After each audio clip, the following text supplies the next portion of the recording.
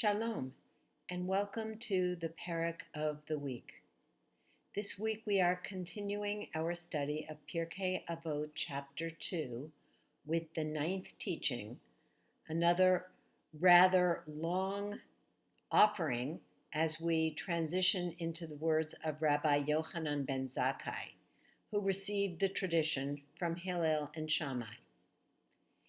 He used to say, "If you have learned much Torah, don't take credit for yourself because it was for this that you were created."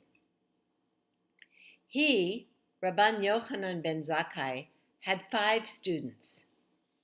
They were Rabbi Eliezer ben Horkenos, Rabbi Yehoshua ben Chananyah, Rabbi Yosi ha-Cohen, Rabbi Shimon ben Netanel, and Rabbi Eliezer ben Arach.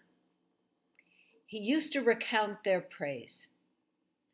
Rabbi Eliezer ben Horkenos, a cemented cistern that does not lose a drop. Rabbi Yehoshua ben Chananyah, happy is she who gave birth to him. Rabbi Yosi ha-Cohen, a pious one. Rabbi Shimon ben Netanel, sin-fearing. Rabbi Elazar ben Arach, like a spring that is constantly replenished. He used to say, if all of the wise ones of Israel were put on one side of a scale and Elazar ben Horkenos was put on the other side, he would outweigh them all. Abba Shaul said in his name, if all of the wise ones in Israel were put on one side of a scale, with even Eliezer ben Horkenos among them, and Elazar ben Arach were put on the other side, he would outweigh them all. As I said, it's a rather long teaching, and some editions break this into smaller portions. Rabbi Yochanan ben Zakkai lived in the 1st century CE. He is credited with saving Judaism as we know it by having the foresight to establish a yeshiva, a school, in Yavne following the destruction of the temple.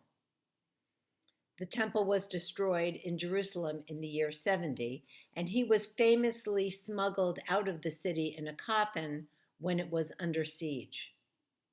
Rabban is considered to be a higher, more prestigious title than rabbi. Don't be put off by the abundance of names in this parak.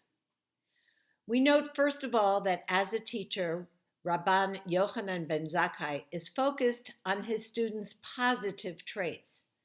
There's an important lesson there. Encouragement, not criticism, is the more successful pedagogic technique. Also, he appreciated and knew each one of them as individuals. He begins with his own teaching, reminding us not to take pride in our learning.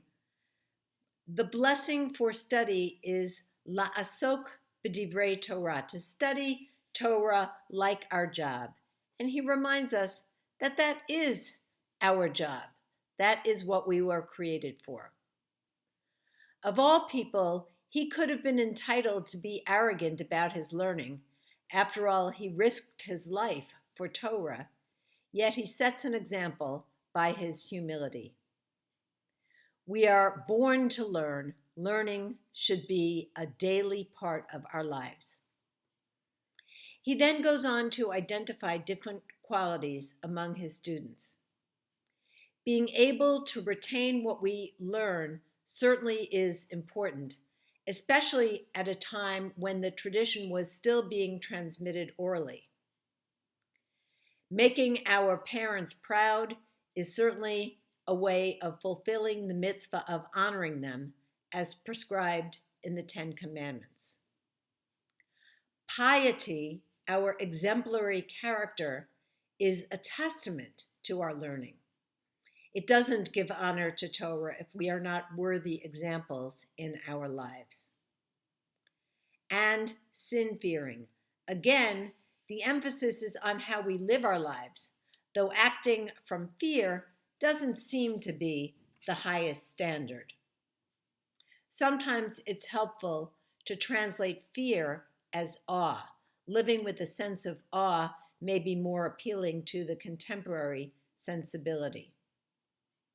A spring that is constantly replenished. This implies a sense of creativity and ongoing growth, and reminds us that we are not diminished as we give to others. There are deep wells of spiritual nourishment that are always renewed. Does one of these describe you more than another?